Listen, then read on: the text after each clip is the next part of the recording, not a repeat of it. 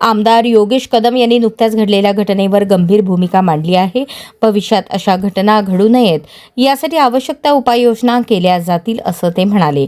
त्यांनी प्रशासनाला सतर्क राहण्याचे निर्देश दिले असून लोकांच्या सुरक्षेला प्राधान्य देणार असल्याचं आश्वासन दिलं आहे। घटनेनंतर स्थानिकांमध्ये निर्माण झालेली भीती आणि असंतोष लक्षात घेऊन कदम यांनी तातडीने पावले उचलण्याची तयारी दाखवली आहे।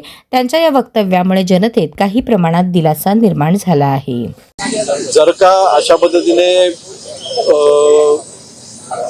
वैयक्तिक राग काढण्याच्या हेतूने किंवा अन्य कुठल्याही वैयक्तिक हेतूने कोणी महासभांच्या पुतळ्याची जर का अशी विटंबना करत असेल तर अर्थातच मनाला वेदना होतात आणि ही बाब अतिशय निषेधार्ह आहे।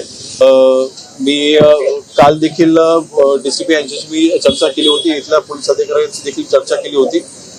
अशा घटना भविष्यामध्ये घडू नये ह्याकरता इथे ज्या ज्या उपाययोजना करणं आवश्यक आहे त्या उपाययोजना नक्कीच केल्या जातील।